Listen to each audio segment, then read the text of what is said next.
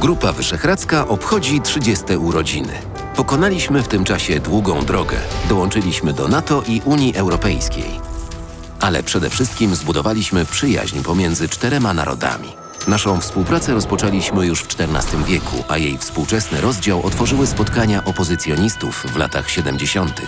Wkrótce spełniło się marzenie o wolności, a my wyznaczyliśmy sobie kolejny ambitny cel – powrót do Europy.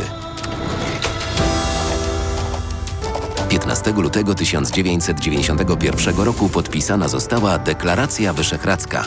Potem dołączyliśmy do NATO, by wzmocnić nasze bezpieczeństwo. A następnie spełnił się sen wielu pokoleń. Wstąpiliśmy do Unii Europejskiej, gdzie działamy razem, dbając o interesy państw Europy Środkowej. Dziś swoimi doświadczeniami dzielimy się z państwami Partnerstwa Wschodniego i Bałkanów Zachodnich, wspierając ich europejskie aspiracje. Ale Grupa Wyszehradzka to nie tylko polityka. To także Międzynarodowy Fundusz Wyszehradzki, który od 2000 roku pozwolił zrealizować blisko 6000 projektów z 39 krajów. Z grantów i stypendiów funduszu korzystają studenci, artyści, projektanci, promotorzy kultury i naukowcy.